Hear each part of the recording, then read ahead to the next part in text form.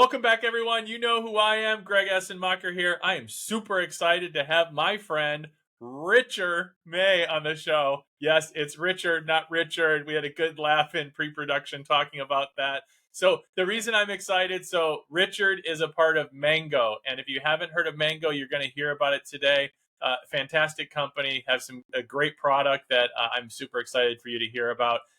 Richard hails from Idaho. He's a multifaceted individual with a passion for sports and business. We're going to talk about that. He's a former college football player. He didn't say what position he plays, but we're going to hear about that. Brings discipline, teamwork, and determination in everything that he does. Currently serving as the Director of Business Development at Mango Voice. Leverages strategic mindset, leadership skills. We're going to talk about mindset today, that's for sure. I talk about that a lot on the Two Sleuth podcast. All of you know that. To drive growth and innovation in telecommunications industry. He has a dynamic background and commitment to excellence. Richard is poised to make a significant impact in both his professional and personal endeavors. We're going to talk about all that today. Super excited. Richard, thank you for making time to come on to the Two Sleuth podcast. How you doing, buddy? I'm doing very well, and thanks for that wonderful introduction. I don't know where you got all that information from. But I mean, for richer or poorer, I just had to laugh because when you were talking about that, instead of saying Richard, it says richer. I'm like, well, I'm just going to go with it. I'm just going to, read the prompt and whatever comes up, comes up. So, richer, poorer, not April, everything in life May, has to be perfect. You don't have to be perfect. That's the best part of life, is that we don't have to be perfect. That's the best part. So, all right, let's start with the football. So what position did you play? Okay, so we want to go. I'm not typically one to. Well, I'm typically not. I don't like to be that guy who's like, I played football. You want to check tape, and I don't bring it up a lot. It's right there. You put it out there, so I'm going to run with it. I'm going to run with it. Okay, I played football in college. I was a free safety and a defensive back, and the interesting thing is that I was recruited to as an athlete. And I wanted to play a wide receiver position, like a slot wide receiver, which was more my skill set. But everybody wants to be on offense, everybody wants to score touchdowns because that's where all the fun and glory is, right? But when I showed up for camp, there was probably 30 people, vying for that same position. And I was getting limited reps, limited looks. And then I went and talked to the defensive back coach, and I just said, who do you got at safety? And he was like, I got two people. And I was quicker than them. I felt like I could beat them, and started for 4 years because I just went and said, you know what, maybe this is a better fit for me given the situation than trying to, go up against 30 people. And, a lot of people say, well, you got to earn your spot or whatever. But, I played for 4 years on a scholarship. It paid for my school, had a lot of fun doing it, made a lot of friends, and I love the sport of football too. So it was great to be able to play for that long. So that's how I got into that position. All about the opportunity, my friend. And defense wins championships. I love it. I love hearing that story for sure. Well, before we dive into Mango Voice, and this is a little sidestep from Mango Voice, I want to thank you and Kevin and all the folks over at Mango Voice, because you are an industry sponsor of Sober Life Rocks. And as a founding member of Sober Life Rocks, that lifts up that sobriety can be normalized in the dental community. It doesn't mean you have to be sober, but it's just okay to support people who are sober, or that, sober-ish, or that those that are choosing not to, drink as much at dental conferences and dental events. So thank you to Mango Voice for supporting that. I just wanted to lift that up first and foremost before we get into the telecommunications industry and what Mango Voice is all about. So thank you so much for your support of that. Yeah, when Laura Nelson came and talked to us the first time about her mission with Sober Life Rocks, we were all in. It's we don't want to just be a phone company in dentistry, right? We want to have, good partners, sponsor good organizations that have the same morals and values that we do. And what Laura and her mission is, it definitely, and so everything that's happening at Sober Life Rocks just aligns with us as a culture, for inclusivity for everyone, and, for people to feel comfortable at these shows too. And like you said, it's not just about being you can still have a drink. It's just about, having a community of people that feel comfortable at these events, because better than I do probably that a lot of business is done with alcohol, and not everybody wants to drink. And so it's good that there's an organization out there, and we're happy to be a founding sponsor of Sober Life Rocks. Yeah, and I love that. And really, it's, to each their own, right? It's not a matter of, being the teetotalers, for those that actually remember the Prohibition days, or that actually studied Prohibition back in the 1920s and what it was all about, what a teetotaler is. I can't believe I just pulled that one out, right? It's not so much about you can't, it's about it's okay if you choose not to participate, and making it a safe environment and something that's socially acceptable for those individuals who choose not to, and making sure that everybody's welcome at the table, welcome at the party, welcome at the event, and everybody can still go there for one of the big pieces of why individuals do attend all of the dental conferences, which is for the networking. Yes, the education is great, the CE is great, don't get me wrong, but definitely for the networking for sure. So let's talk about the telecommunications industry in dental and what really differentiates Mango Voice from some of the others. So let's talk about your company and how you first got involved with Mango Voice. Yeah, so Mango is we're voice over IP, internet phones, and we integrate into a lot of different dental softwares, whether it's the practice management software, whether it is a third-party patient engagement software. And we drive an interactive experience inside of the office, and we try to make things more efficient and easier for the office managers, right? So you got things like screen pops and click to calls, texting with the main number, all happening inside of Mango and our integration partners. Mango as a company, though, it started over a decade ago as just a simple solution for, maybe we could do some VoIP inside of small businesses, where we're located in St. George, Utah. So it's kind of a smaller town, where the founder was just thinking, I can probably go make a little bit of money if I sell VoIP to local businesses.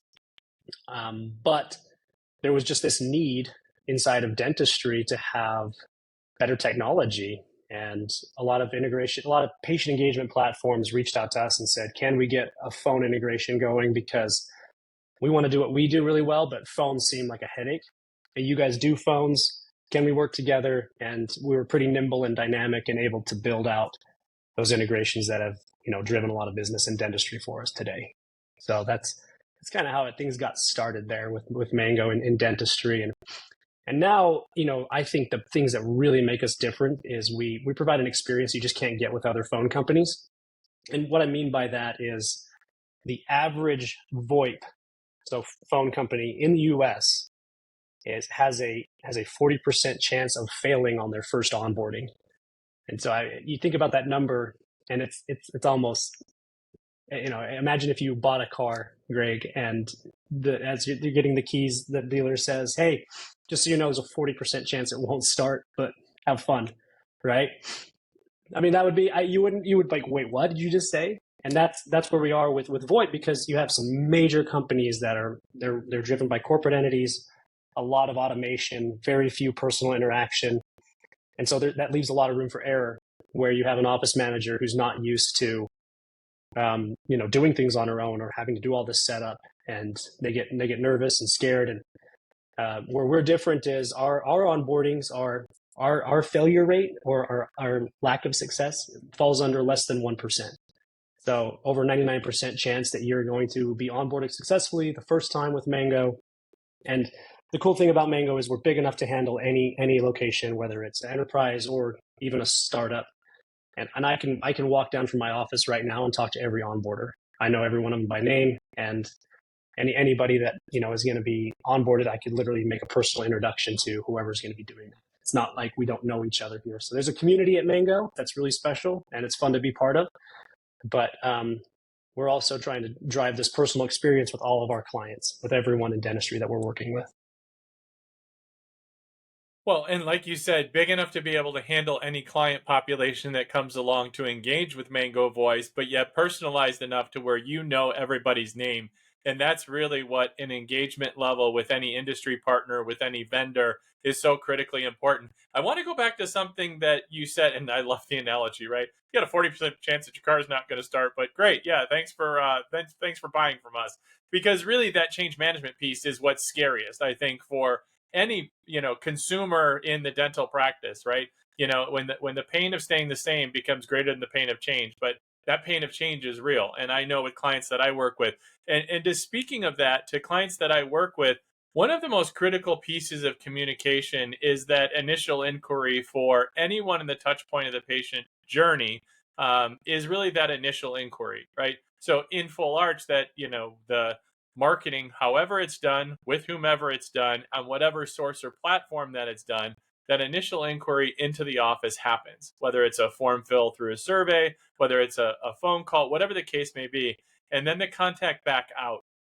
Most of the time it's an outreach back to that particular patient, right? They're a prospect at that point, but that patient, to have that initial engagement, something that you said I think is critically important, because we want to be able to reach them from the main phone number. And then if we text them, we want it to come from the same number. Because if it's a different number, the challenge is then the consumer's not going to recognize it, right? And I don't know about you, but I get spammed so often on this device that if I don't recognize the number, I ignore it, right? And it happens all the time, especially if your number gets out there somewhere in a public ether, right?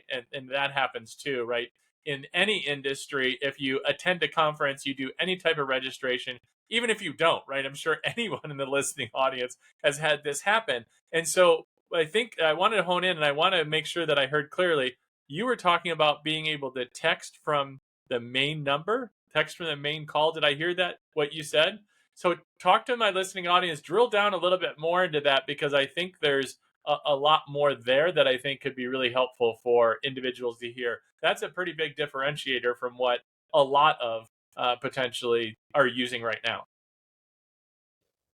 No, it's that's a crucial piece to the puzzle. I think when people are trying to get over that fear of change, right? Is, oh, if we do this, we can actually have this texting with the main number, or they're already doing that when they switch, and they need to know that that's going to continue to happen. And for the same reasons that you said, right? Like if I get nothing but spam or a 5-digit code number or just a different number, and there's a long message that says, hey, this is actually the dentist, and we're trying to call us back here or text us back here, that I don't know, I don't trust that, I don't believe that, and I don't want to go through the effort as a patient trying to call that number back or verify that. But if I can just recognize that number as Dr. Bo, that's my dentist, I can just say I have his number saved because he can text me with the main number because he uses Mango. It's saved. And it definitely makes a lot of things easier for the patient journey, right? And that's the biggest thing, is how do you get more patients in the chair and make that path easier for your patients?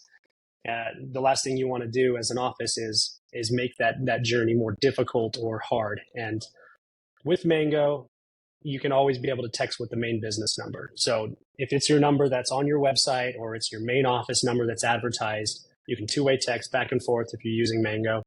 And we work with our integration partners. So if you're using someone like and I don't know if you have like specific people you don't want to mention, but we work with just about everyone in the space. So we have Dental Intelligence, we have Yappy, Practice by Numbers. The list goes on and on and on. We can do, cloud-based, companies as well, like Curve and Oryx and CareStack, ThriveCloud. Our list goes on and on and on. Whatever you're using, we can drive that experience through them as well. So the numbers will be coming inside of your engagement piece that you have, but it'll be the main number now. And that's really important for people for, like you said, a lot of the reasons that we already discussed.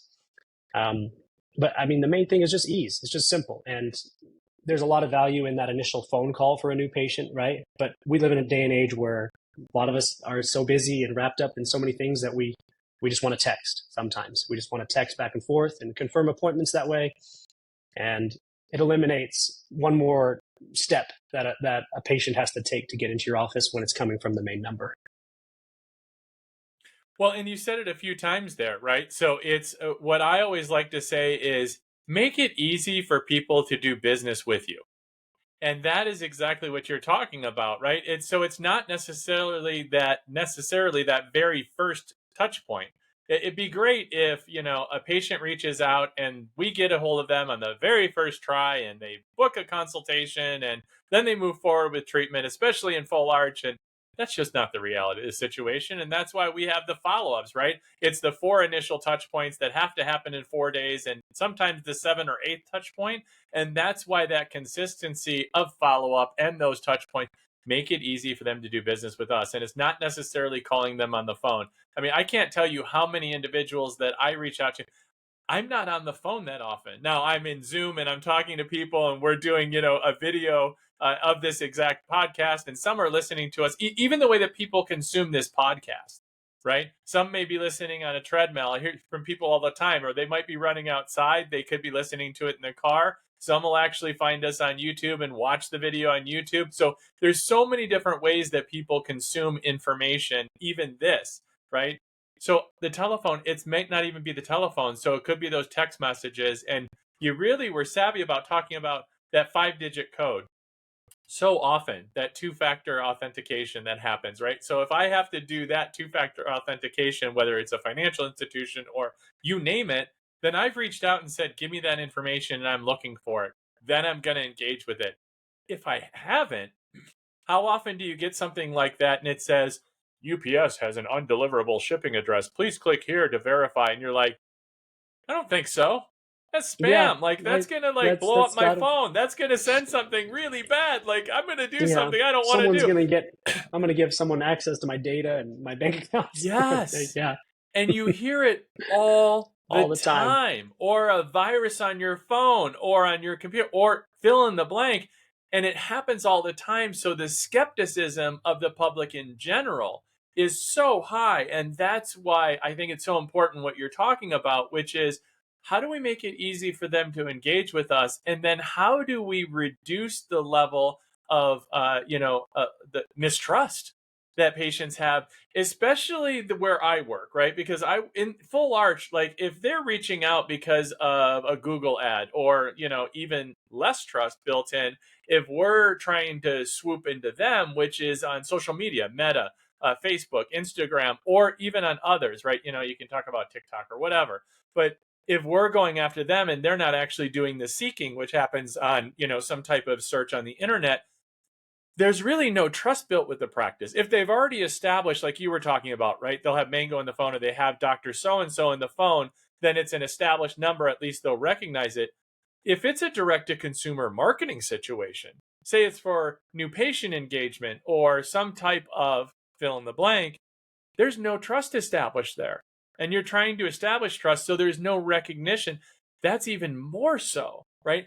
At least if they've engaged by reaching out with the initial phone call, it'll come up that that was a number that they called recently. So potential of not like looping into their spam is even lower. So all of these pieces I think are critically important to bring forward. And these are some of the, and I love that some of the industry partners you mentioned, right? Which is cloud-based, integration, data and analytics.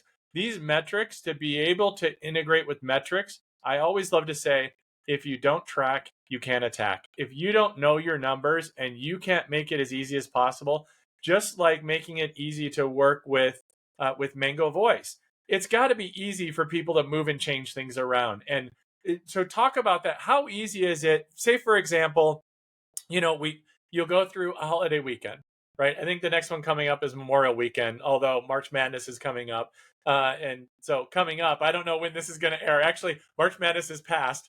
I don't know. We'll figure out when this is coming out. But if you want to take a time off and you want to be able to move something from, we'll call it a quote landline, right? So something that rings in office to moving it over to a mobile number or someone who's going to work offline. How easy is that? Because I can tell you that working with practices and systems, especially in full arch, when they have like a specific line that comes in for, a campaign that they're doing or a landing page that they're doing, how easy is it to move stuff around?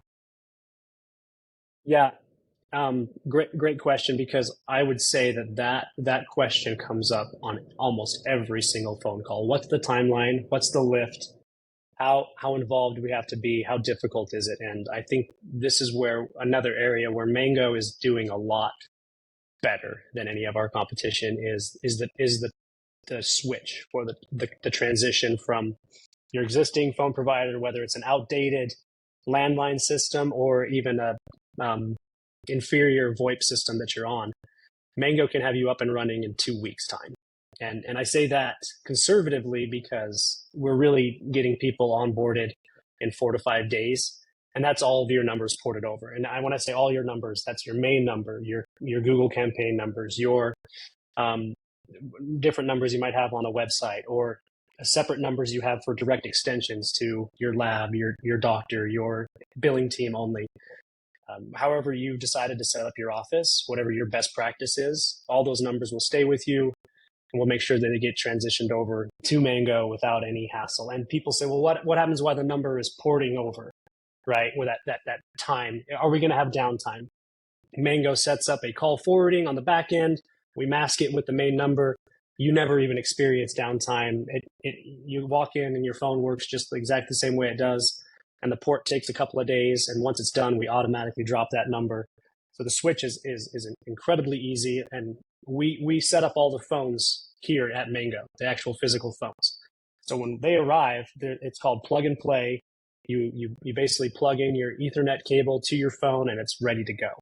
So that's the lift on your part, is being able to plug it in. So I always tell people, if you can plug in your phone charger, you can plug in your phone like that we're sending you. We try to make it we've talked about it, right? We want to make things as simple as possible, and it's the same for dentists and dental professionals. Make it easy for patients to get to you. We want to make it easy for doctors and offices to get onboarded with Mango, and that ease of transition is what's really helped us stand out as well. Yeah, make it easy for people to do business with you, right? So whether it's patients to the practices or whether it's for clients with your business, I think that's critically important. All right, Richard, it's the point of the program. All of my guests play a little something called What the Sleuth is Going On? 3 rapid fire questions. First thing that comes to mind, are you ready to play? I'm not ready, but I'm going to play. All right. Question number 1. What's the worst bad breath you've ever encountered?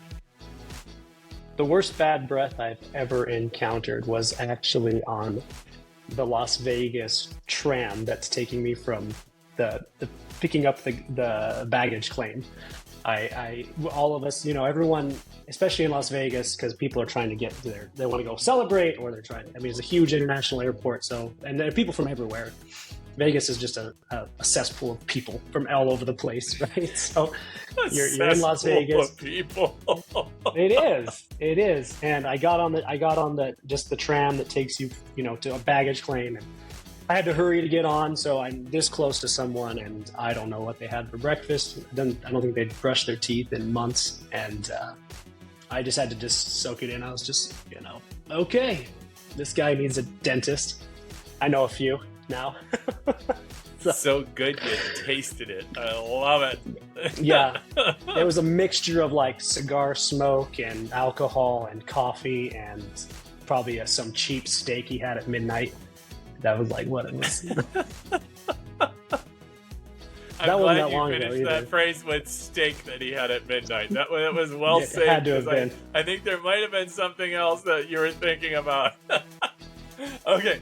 Question number 2. If you could change one thing about your smile, what would it be? Oh, God. This is that people cover their smile all the time.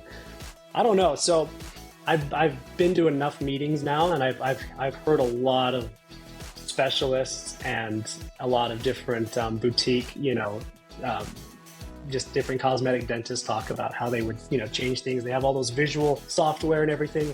And I'm just a consumer, right, of dentistry. I just sell phones. So I'm sitting there just being super self-conscious now. But when I smile, I think that this is like not as visible, I guess. That's what even someone pointed out to me. But I don't really care about it that much. I have a silver crown back here. I think I need to get that replaced in the back. It's time for that to go too. I've had a couple dentists tell me that it's time to replace that one. So. I had a lot of those, and I had them all replaced because I liked candy as a kid, and I didn't probably brush as much as I should, and pour DNA and for genetics. So yeah, I was there, but now that you can't see any silver or gray or what is mercury or amalgam. I don't know what it's called, but yeah. So I'm with you. I'm with you. Yeah, yeah. Okay. All right. Question.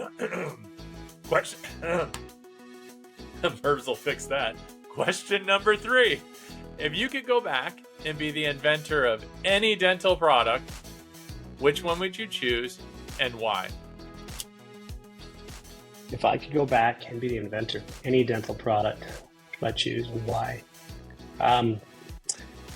Oh man, there's so many, right? But I mean, you said first one that comes to mind, and I'm literally just sitting here thinking of X-ray machines, because that's, I mean, there's whoever started that the very beginning, right? Probably, well, maybe not, but we're already down this path, so there's no going back, because he probably has a lot of exposure to some harmful stuff. But that all aside, I mean, pun or no pun intended on that one. Yeah, a lot of exposure. X-rays. X-rays. Yeah, well done. You know, we'll just roll with it. Yeah, it was on purpose. Well played. Sure. A lot of exposure for that X-ray guy. Even if it wasn't, that was well played. That's how it worked out. Played. All right, Richard. Well, in the last few minutes, I want to respect your time and my listening audience. Is there anything I haven't asked you or that you'd like to share with the listening audience today? I think, you know, I'm definitely not like a dental thought leader. I'm not going to tell someone how to really run their practice a lot better, but I think everyone that's going through their journey of trying to be successful and be the best version of whatever professional they are. I go back to that story we talked about at the beginning with football, how I could have taken this really hard path and tried everything to, you know, stand out and play the position I wanted. But I found a better fit by taking the path of least resistance. And sometimes we have to go through hard things to get real growth, but we don't always have to go through hard things to get success. So working smarter, not harder, is a really important thing that I think is overlooked sometimes. And we can be really stubborn and prideful and say, well, this is what I'm going to do no matter what. And you don't always have to go that route. And we've definitely found that at Mango and our growth, is that working smarter, not harder, finding a solution that makes more sense is usually a better approach than sticking to something because we're just in our, you know, this is how we've always done it, so we're going to always do it that way. There's definitely better approaches to either running a business or whether it's in your personal life. And I just would share, you know, find the solution that works the best, not always the solution that you think is going to be the one that you're destined to do, right? Like there's other ways to get through life. And I think that finding that path of least resistance can be the right approach sometimes. I love that, and that's definitely some sage advice. It reminds me of Kara Lawson, who's the Duke women's basketball coach, and she had, about a year and a half ago, one of her assistants recorded just a talk she was giving to her incoming team. They had been together just for a short period of time, and the talk is labeled "Handle Hard Better." And the fact of the matter is that life doesn't get easier necessarily, and if you think it's going to get easier, you're mistaken.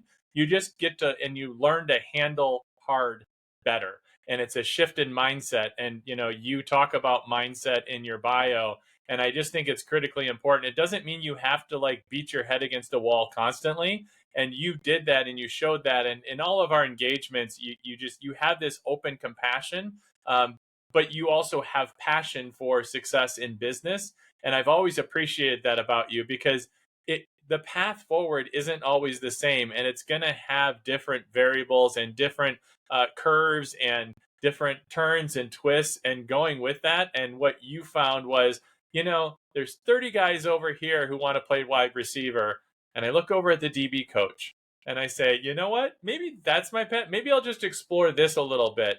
And sometimes that's what we need to find, and I found that in dental as well. And I can appreciate all of the steps of challenge, right? Because I call them challenges, not mistakes. Mistakes are just situations we haven't learned our lesson from yet, and all of those challenges along the way. And so I appreciate you bringing that forward, and appreciate just the way that you present yourself and the way that you handle yourself in the industry, and as a friend of mine in the industry. So thank you for all that you do, and congratulations on all your success over at Mango Voice, and continued success to you, my friend.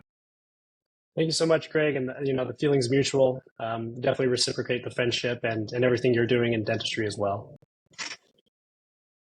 Thanks so much. Have a great day, and I will see you on the road, Richard. Take care.